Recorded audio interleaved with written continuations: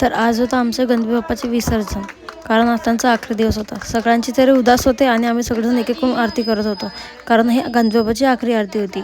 बघा, आम्ही आपल्या गणपती बाप्पासाठी एक गाणं पण वाजवला होता.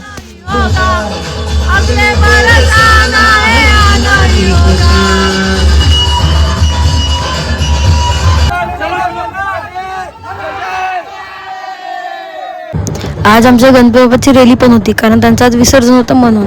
मग ढोल वगैरे वाजत होते. मला खूप चांगलं वाटत होतं. मला नाचायची खूप इच्छा होती, पण खाली कसं धुमाल होता ना, तर मी धुमालची वाट पाहत होती. पण मी इथं नाचली नाही. तुम्हाला दाखवते किती मस्त वाजत होता. बघा, मी अशी दिसत होती. आज चांगली दिसत होती ना, सिंपलच राहायचं ना. आता पहा,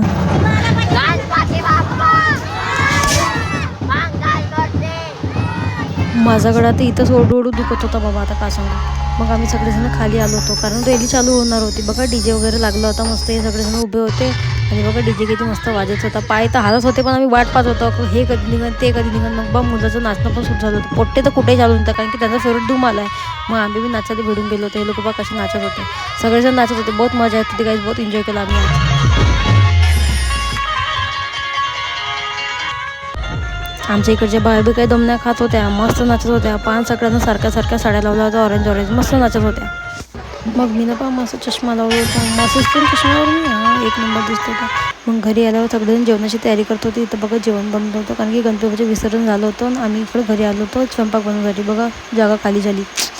आठवणीतील दिवस आमचे जे आम्ही 10 दिवस काढले.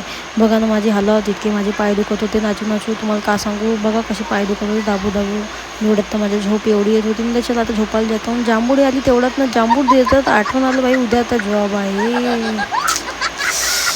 आता उद्यापासून डबल जॉबला जायचं होतं. सुद्धा झोपतो मी आता. बाय.